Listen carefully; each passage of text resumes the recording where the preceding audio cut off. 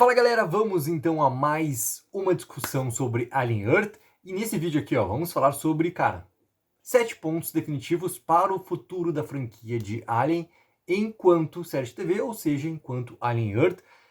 É mais uma lista que veio do Comic Book, porque eu achei uma lista diferente e interessante, tá? Porque eles colocam, sim, 7 pontos definitivos, sim, só que eles separam, tá? Eles colocam 4 que são positivos e 3 que são negativos sobre o que aconteceu nos 8 episódios de Alien Earth, que continua sendo, por enquanto, a história de Alien Earth na televisão, tá? Porque até esse momento, estou gravando esse vídeo aqui, no domingo 4 de outubro, e não temos nada, nem para sim, nem para não. Nem que teremos, sim, né, confirmação e renovação de uma segunda temporada de Alien Earth, nem que não teremos a renovação e que não teremos a continuidade da história de Alien Earth, tá, galera?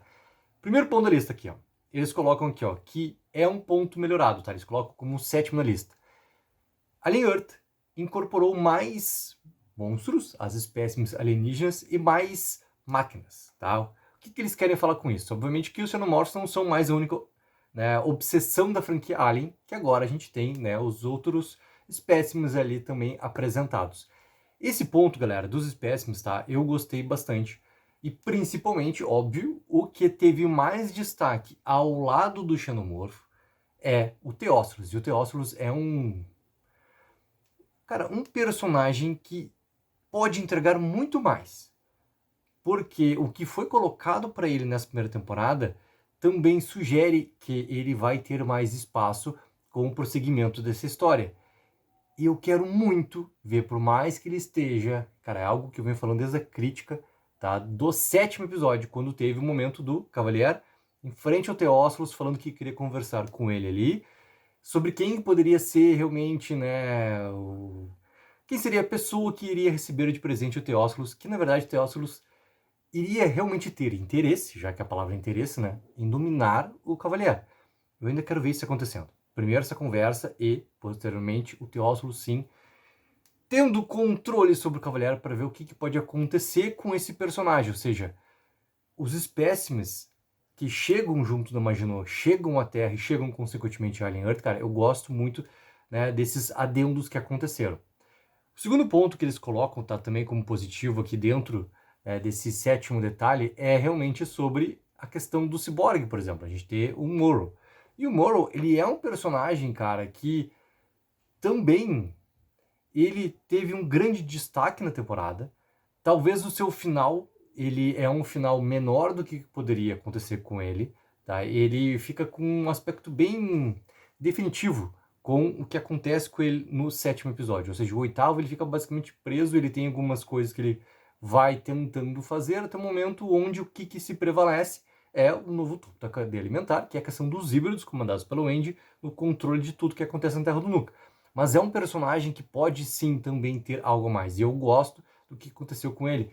É interessante, tu ter também um ciborgue, querendo ou não, colocado dentro dessa história toda que a gente tem de Alien Earth, e daí a gente tá falando em relação à franquia também, ele abre novas possibilidades, tá? Número 6 da lista aqui, que eles também colocam como um ponto positivo. Apresentando personagens e arcos envolventes. E aí, obviamente, que é uma questão que vai dividir muito a opinião da galera, tá? Porque envolve muito as crianças, a questão dos híbridos, a questão dos garotos perdidos, a questão da Wendy, o que vai acontecendo ali, que a gente tem essa divisão do Slyly com o Smee, a gente tem a divisão do Isaac, a gente tem a divisão da Curly, a gente tem a divisão principalmente da Wendy, e tudo que é o Wendy também vai tendo de crescimento, não só de espaço, de arco todo de personagem, porque ela é, assim, a protagonista de Alien Earth, mas também em relação aos seus poderes, em relação à sua comunicação com o xenomorfo, o que vai acontecendo, né, no meio de ter realmente essa comunicação ali, e o que mais que ela pode entregar, tá? Eu acho que a série, nesse momento, principalmente desses personagens da questão dos híbridos, ele traz uma discussão, que é bem interessante, porque ele conversa muito também com algo que é muito importante quando a gente conversa de Alien Earth, e a gente começa a falar muito das buscas da Willy Yutani e tudo mais, sobre a vida eterna. Ele vai tocando nesses pontos que são muito sérios também da franquia. Então eu gosto de tudo isso que é colocado para os híbridos, tá? Aí entra muito essa questão dos finalmente da série, só que a gente tá falando aí da série por completo, tá?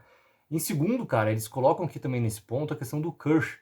E o Kirsch é outro personagem que, assim como o Morrow, o sétimo episódio ele é muito mais definitivo também para ele do que o oitavo. Mesmo a gente tendo a briga que tem entre os dois, né, entre o Kirsch e o Morrow, o Kirsch ele também tem algo que não consegue prevalecer, digamos, na história que foi contada do último episódio. E o principal é sobre qual é o seu motivo. O que é realmente que coordena o seu próprio experimento. Isso é um ponto que também ficou em aberto. Talvez o Kirsch poderia ter tido mais espaço antes do episódio 6 também, para ter outras coisas que pudesse explorar pelo personagem. É o copo meio cheio, meio vazio, tá? Eu acho que como a Linear tem muitos personagens ali para, independente deles serem protagonistas ou serem coadjuvantes, tá? Ele tem uma quantidade muito grande de personagens para dar atenção. Então eu acho que o Kirsch, no momento mais derradeiro da temporada, ele tem sim uma parte que ele consegue explorar bastante. E continua com esse segredo que é muito importante. Ou seja, para mim, cara, funciona muito essa questão de como que os personagens são colocados. E o Cavalier também é um personagem dentro de uma corporação nova, né, uma organização nova que a gente não tinha conhecimento. A gente tem essa questão que já envolve aqui o quinto item, tá? Que eles também colocam como a favor que funcionou na temporada, explorando mais profundamente as corporações e a oligarquia em que elas funcionam. O Cavalier, assim como a Prod, eles são muito novos, né, na franquia toda e nessa ordem, já que está falando de oligarquia aqui, nessa ordem em relação ao Helio e o Yutani. A questão que está muito no subtexto da temporada é sobre as outras corporações também. A gente sabe que a gente tem 5, a Prod, o Helio e o Yutani e as outras 3. Que nesse momento, cada uma coordena, né, comanda uma parte da Terra, só que até esse momento a gente não tem as outras 3 realmente aparecendo. E isso fica também muito colocado, que parece que vai ser mostrado para frente. E o Cavalier, ele é um personagem, cara, muito interessante também. E a gente tem já uma noção clara do que o leva a ser assim, desde o momento da sua infância, quando a gente tem essas partes de explicação, preenchimento de lacuna, já no último episódio também. Então, o Cavalier também, como esse, talvez, o grande vilão de tudo que está acontecendo, ele é um personagem interessante também. E algo que, para mim, funciona, assim como a Prod, e assim como esse item, é o quinto item que eles colocam na lista aqui, sobre as outras corporações. Eu acho que a questão de rivalidade entre a Prod e o Yutani, ela está bem explorada. As outras corporações, é como eu falei antes, ela fica com uma grande promessa para o que vem pela frente. Ela está colocada no subtexto da temporada. É algo que, em um momento ou outra temporada, foi sim até colocado em diálogo. Em algum outro momento da temporada, ele foi sim colocado como algo muito importante para frente, com consequências. Só que se para frente, ele ainda não chegou. Mas são possibilidades interessantes também. E o que teve até esse momento, cara, eu gosto também dessa questão de dar importância para as outras corporações, além da própria Yutani, que a gente conhece, obviamente, cara, desde o princípio de Alien. Quarto ponto da lista deles aqui, também colocam como positivo. E eu concordo em partes, tá, com ele. Porque eles colocam assim, o episódio 5 é melhor que os filmes Alien. Cara, não é, tá? Ponto. E o que eu concordo em partes, tá? O que é o meu fator de concordar com isso aqui? Que o quinto episódio, cara, é um puto episódio. É um puto episódio que usa muitas referências do Alien 79. É um puto episódio com uma história que a gente já sabe o fim, né? A gente tem aquele princípio no começo da série da tripulação e a gente depois já é levado para os finalmente do que acontece com a Maginot antes dela chegar na Terra e acontecer o que acontece no resto da história. E quando a gente volta no episódio 5 e vê todo o flashback do que aconteceu ali, vai pegando peça a peça e também tendo, né, detalhadamente o quanto que o Morrow está fazendo também para que se mantenha tudo próximo da Weyland Yutani por causa do seu passado.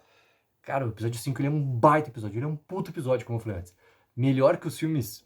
Não. Aí, cara, é uma questão de exagero. E um episódio também que tem um grande confronto. A promessa também, já que eu falei em promessa, né, no outro ponto ali de detalhe. Pô, o Teócilos contra o Xenomorfo. É um outro momento também que eu até achei que poderia ter o seu espaço de acontecer no episódio 8, não teve. Cara, que fica então pro segmento da história. Por isso que é legal ter uma segunda temporada, cara. Pra ver mais coisas acontecendo nesse universo aqui. Número 3 da lista, eles colocam como negativo.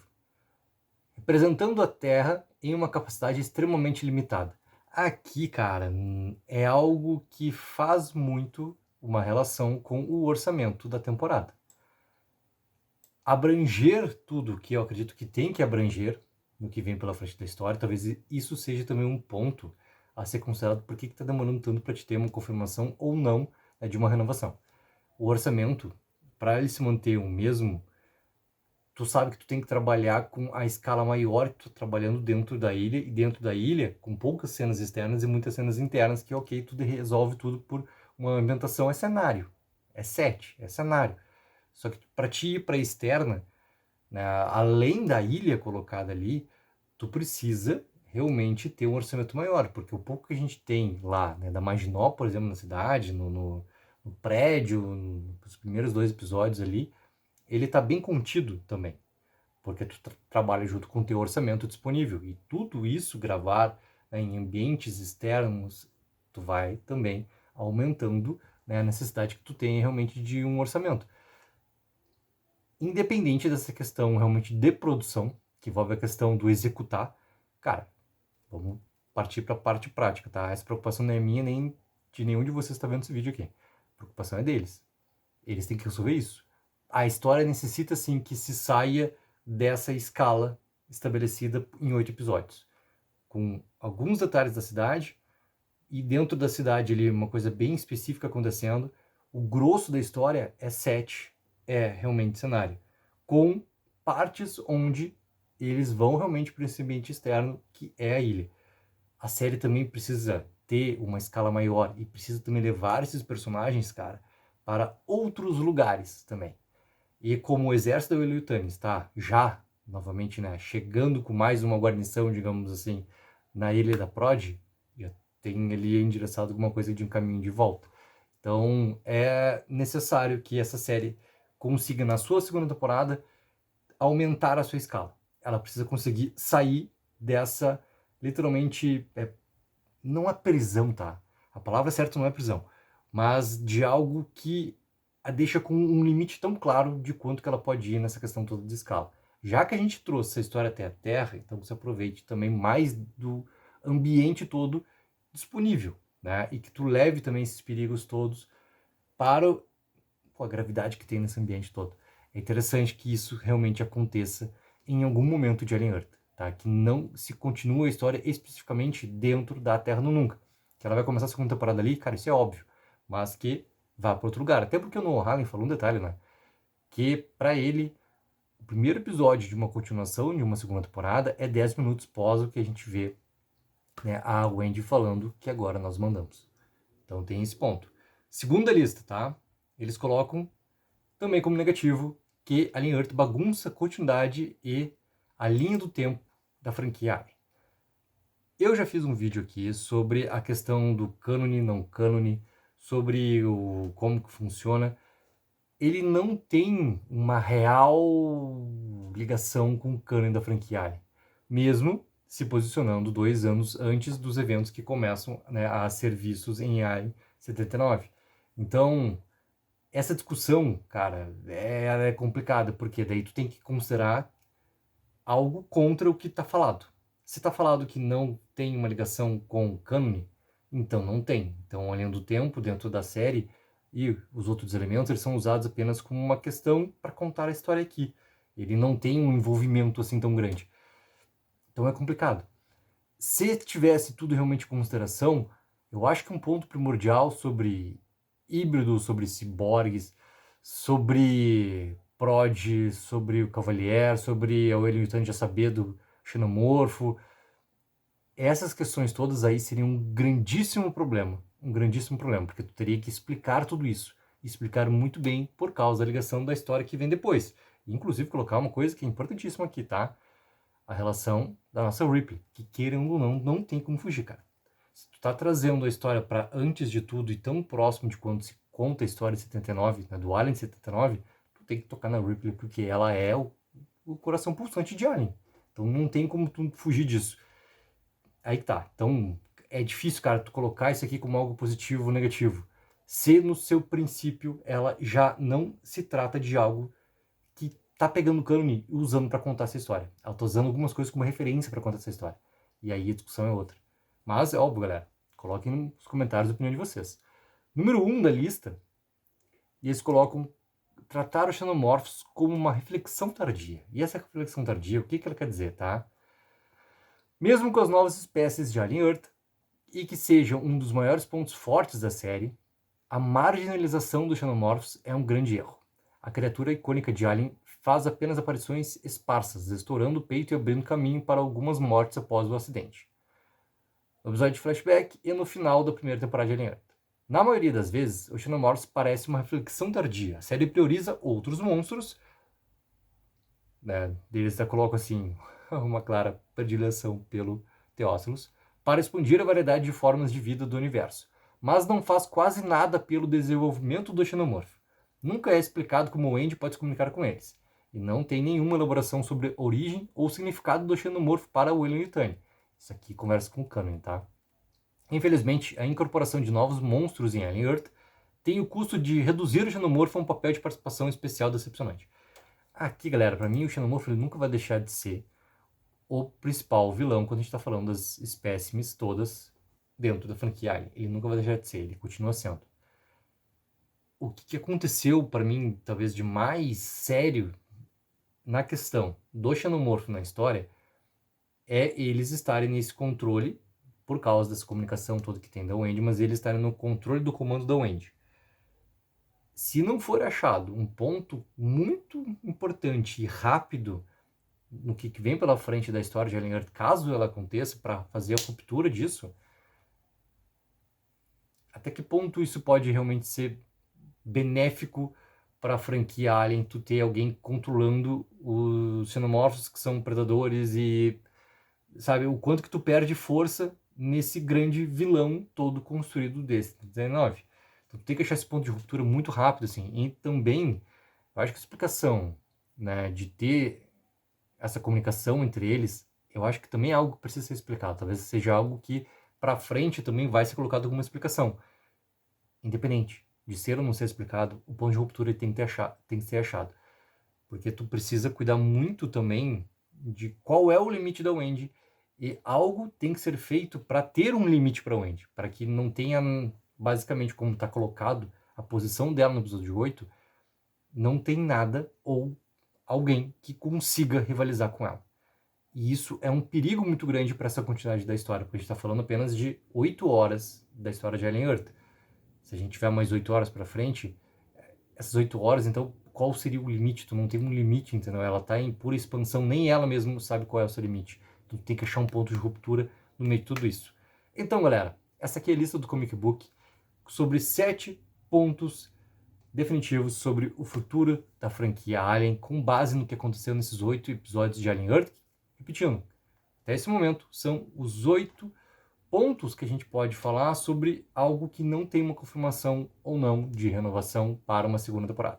Galera, coloca nos comentários o que vocês acharam. Assim que tivermos novas novidades ou uma nova lista para a gente poder debater, volto aqui para a gente conversar especificamente sobre Alien Earth. O novo filme do Predador está chegando aí, se preparem, porque vai ter cabine de imprensa sim aqui em Porto Alegre, a cidade que eu moro.